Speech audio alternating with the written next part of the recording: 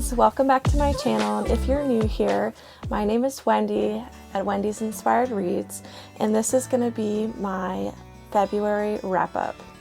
So I always write down all of my books because it's hard to remember them all, so just excuse the having to look down.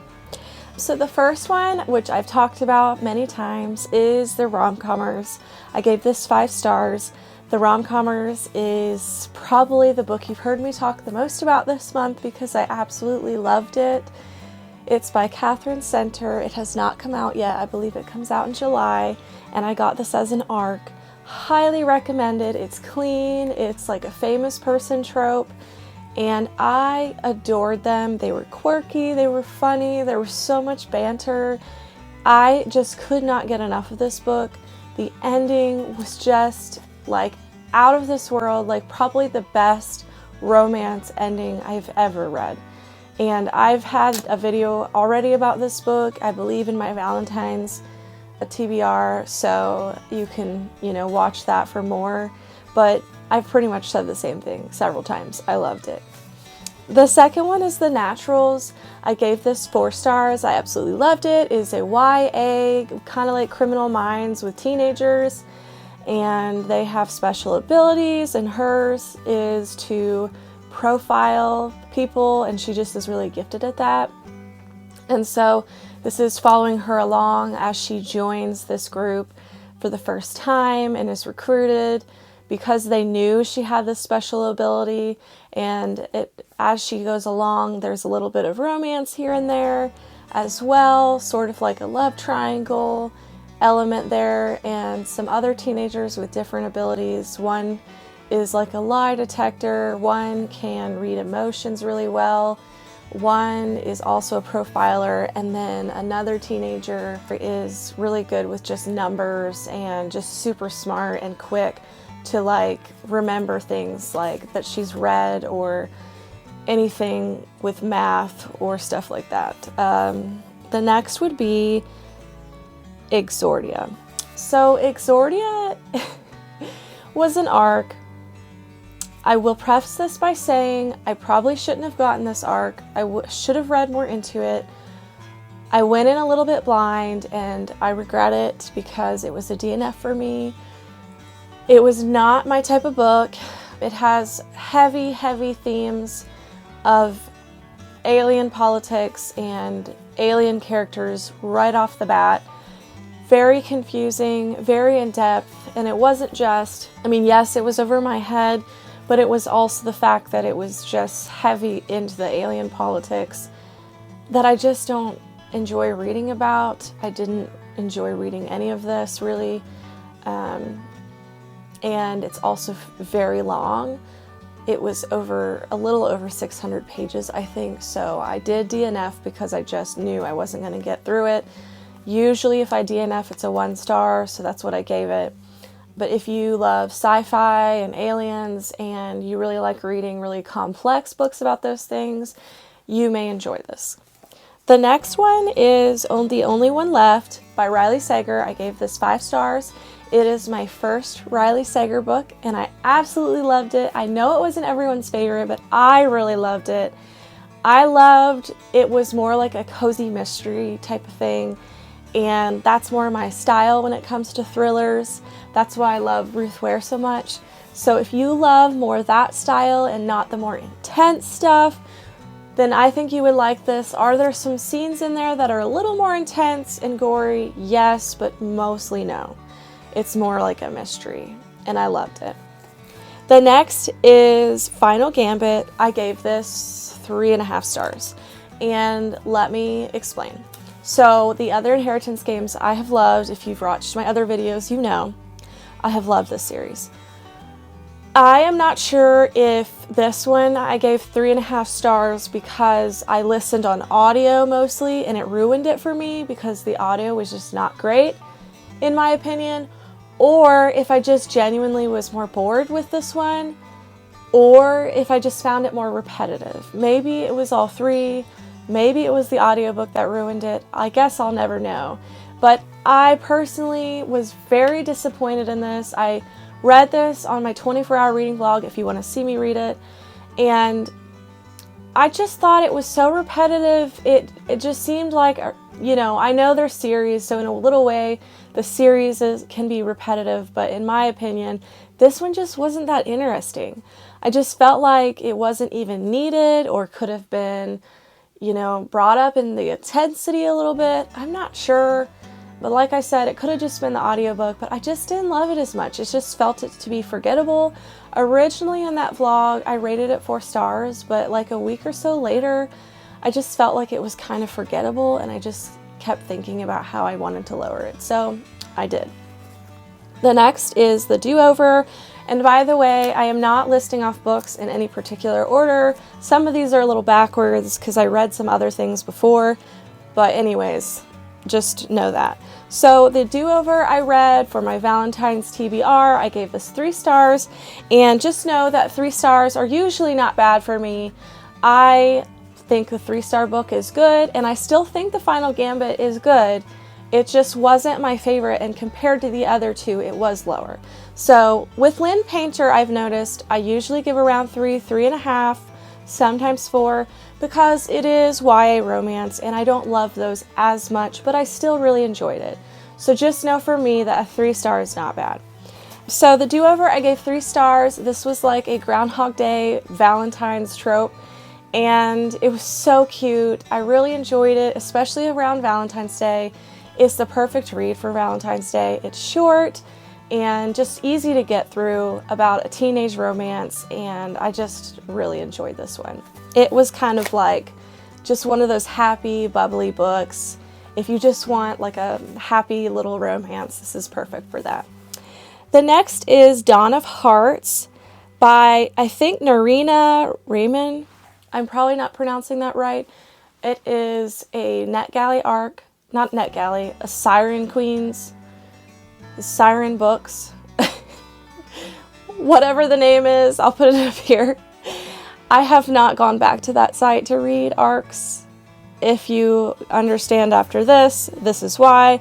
Because most of the arcs on that site are YA, and yes, they will approve you a lot more often than NetGalley, but they will only give you a little bit at a time until you've reviewed more, which I do like that better than how NetGalley does it. But just know that most of these books are YA, and I do like YA, but I don't love YA fantasy. Sometimes I do, like Once Upon a Broken Heart I really enjoyed, but for the most part, that's just not, like, I like YA romance, YA thriller, but I don't particularly love YA fantasy. But maybe this was just a bad example. Maybe I would love another YA fantasy. So I gave this 2 stars. I did finish it. I just didn't love it. I think it started off strong, and I was really intrigued. It was more like an arranged marriage, and they were getting ready to pick. Well, the male picks the female to marry, and she has to just live with it. And they're basically living in this little like bubble where they're protecting their community, and they don't want to go outside of this area where they live because they've had stories about it being dangerous. And so they just all listen to the stories and just follow these leaders blindly and don't ever venture out. And if you disobey the rules, mostly the male rules, they basically really belittle women and they don't have a lot of say in anything, then you will be banished and sent out into the other parts of the world that they believe to be dangerous. So this is following a girl who's in the middle of her ceremony where she's getting arranged with someone, and things happen and she eventually gets banished into this world and meets other people like Faye. And it is a love story. I liked it up until the point that she went into that world, and then I just thought it was boring. I thought it really dropped off. It had really good ideas. I thought the story was going to be really great. It had so much potential, but I just think it fell flat. I think that it was just really dull. I think the romance wasn't believable. and I just didn't love the characters. I felt they were both dull, and maybe that's because it was YA, I don't know, but I don't know, I just didn't love it, but you may love this. The next is Hidden Life of Cicely Larson. This was another DNF 1-star for me from NetGalley. I got about 40% through and did not like it. I found it to be very boring. There was a lot of character dumping in the beginning. They were just throwing characters at you. I was so confused. They little to no explanation about who was related to who is narrating. Like, they kept switching characters and who was talking, and they didn't even really show you the change, or they would switch timelines and it wouldn't be like a new chapter and you just were like, wait, what? What's happening? It was just really messy to me. So I didn't enjoy it. Then I got to a part in the book where she is telling about her past life, and she is put into the circus. She was a foster kid who was adopted by someone who is into a circus, and he wants her to be in it and to use her special abilities as like a show. So he basically adopted her for this reason, to basically exploit her. And it gets to parts where they're very gray, a little bit SA in it, and I just don't love reading about that subject. And I wouldn't say it's a trigger for me. I have read it in other books and I can get past it sometimes, but this was just kind of cringy to me. And normally I maybe would have pushed forward, but because I was already really just not enjoying it and bored, I decided to DNF it after that. The next was The Inmate by Frida McFadden. I gave this 3 stars, which is my typical rating of Frida McFadden. I enjoy her books. They usually are 3 to 3.5, but that doesn't mean I didn't like them. I do. I think they're fast-paced. I think they're really fun to just blow through in a day, and I think they're great palate cleansers when I'm reading like fantasies and stuff. So I love to throw those in every now and then. But this was definitely not my favorite of hers. So far, my favorite of hers is still The Housemaid. So I gave it 3 stars. I did not see the end coming. I thought I did, and I did not. I did not guess at all. The next is Book of Doors, and I got this from NetGalley as well, but it also has released. I recommend everyone at least try this. I gave this 4 stars. I thought it was really great. I was bored at times. It was a little over my head at times, but for the most part, I got through it and enjoyed it. It was also a great audio.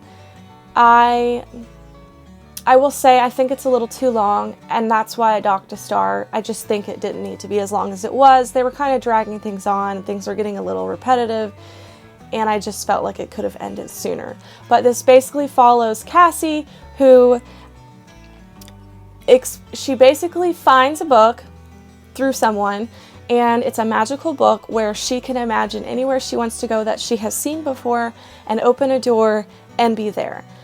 Super cool idea and very adventurous and magical, and she finds out later that this can also lead to, well, I don't want to say that because it might spoil it, but in this story there's just different dimensions, different, I guess kind of like time travel, and there's lots of characters involved, lots of magical books involved, and it was just really cool and different. So I would definitely try it out.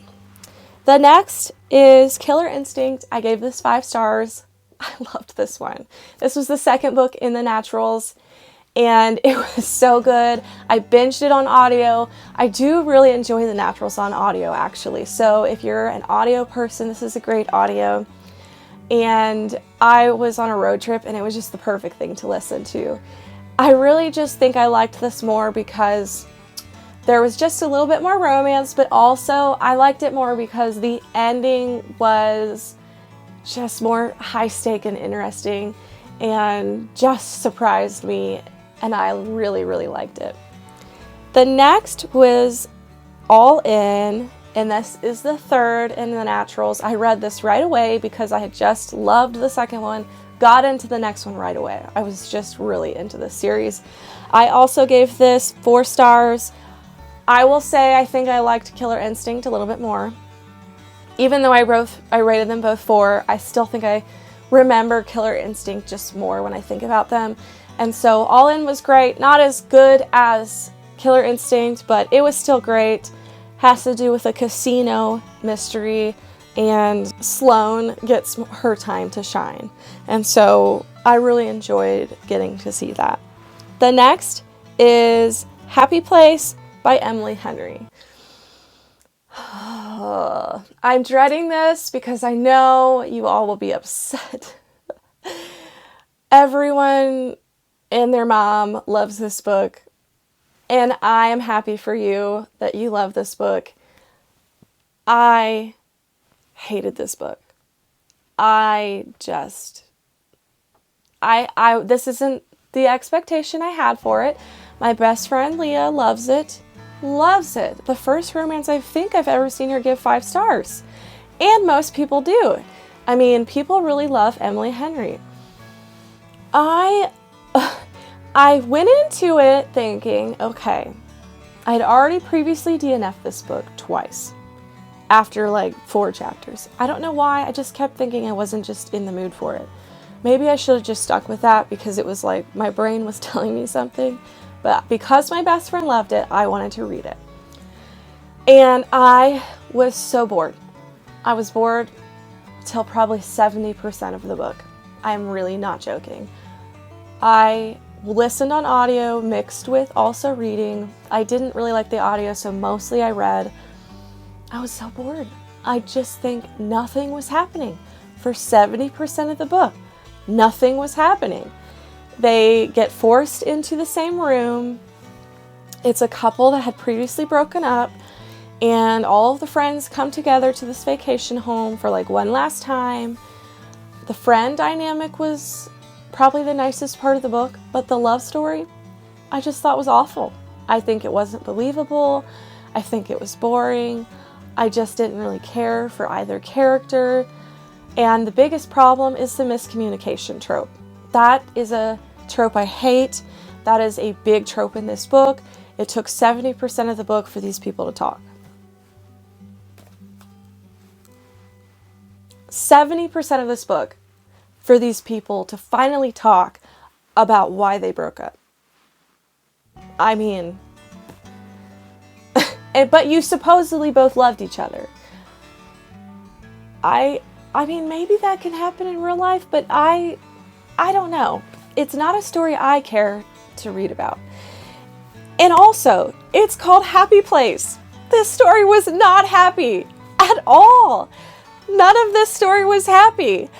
I was depressed reading it. It was just not happy. So the title is just so misleading. Ugh. It's like a 400 and something page book, and I'm like, when is this ending? I'm sorry, Leah. I'm so happy you love it. I am so excited for all of you that loved it. This was my first book of Emily Henry. It didn't give me a good impression. Let's hope I like her other books more, because this was not it for me. The next was Poppy War. Oh, guys, this hasn't been the greatest reading month for me. I DNF'd this one too, and I had such high hopes. I was so excited for this. It gave me Mulan vibes. I know it wasn't a Mulan retelling, at least I don't think it was, but I was feeling like that when I went into it. And it follows an orphan who was taken into a family to basically help work. And they're trying to force her into an arranged marriage, but instead, because she's so smart and studies a lot, she got into this academy, and it's basically like this fight school that teaches you all of these things. I think essentially to join the military, I believe. And I was enjoying it up until she got to that academy, and that's where it just started to go downhill. It got into a lot of drug talk. I didn't realize this book, I guess despite the title, I should have maybe guessed, but I didn't realize that this had a lot of drugs in it. So they really put a lot of heavy emphasis on that and just getting psychedelic drugs and meditation. So, okay, the drugs I could have looked past if there was a really good plot. But I was very bored by this point. I was reading almost every day. I think I got to 40%, 50% of this book. And for about 10 to 20% of that in the middle, I was very bored. There was a lot of meditation, which I don't love. I can get past it if it's just a small amount, but this was very heavy into the meditation, into powers in your mind and hypnosis and taking psychedelic drugs. And I mean, the philosophy was very, very heavy. And I was, for the most part, I DNF'd because I found all that very boring. I thought this book was gonna be about war. It's called The Poppy War.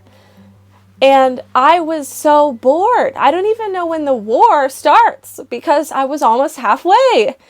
And maybe I stopped right before the war, but I'll be honest, like, I just don't care to read about all the philosophies and the beliefs that they have in this book. Like, I don't care. I don't find it interesting, and I also don't believe in it. I can read about it if it's just a small part and then they get into the action, but this was a big part of the book. So if that's a problem for you, I wouldn't read it. The next is yours truly. I gave this one 5 stars. This is a book I read on my 24-hour reading vlogs. If you want to know more about it, go watch that vlog. I'm not going to talk much about it because I already did quite in depth. I originally gave it 4-star, but I could not stop thinking about this book for weeks, and so I went back and changed it to 5, which is a big deal because, as you all know, I have not loved any Abby Jimenez until this point. This book was phenomenal. It represented anxiety in the most beautiful way I have ever read in a romance book. Ever. Like, hands down. I was moved. I was so moved, and it was... I just felt seen in this book. And so this may not hit everyone like it did me, but because I have struggled with that, it hit me personally. And so that is probably why I loved it as much as I did. And lastly, The Neighbor Wager, I DNF'd. Awful.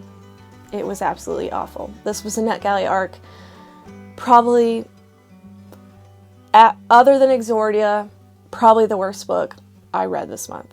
The characters were awful. The story was awful. There was nothing interesting. I didn't like any of the characters. They were all just not good. Like, in any capacity, I didn't want to read about these people. So I'll just say that. So that wraps up February. It was, like I said, not a great reading month for me because I think a lot of it had to do with reading a ton of NetGalley. And if you know, you know, like, sometimes you just don't get great books from NetGalley, and the ones that I really want, I never get approved for. So, not like I'm bitter, but I did get the rom-commers, and that was only because it was on Read Now, and my favorite book of the month, hands down. So when it comes out, go pre-order it. I absolutely loved it. So that concludes this video. I plan to do my video soon of my Crescent City reading. I'm still filming it, still reading it because it's a large book. I'm also going to upload a video reading Free Little Library book soon. So stay tuned for all of those. And if you made it this far, I would love for you to put in the comments below your least favorite book that you read this month. I'll see you guys next time. Bye.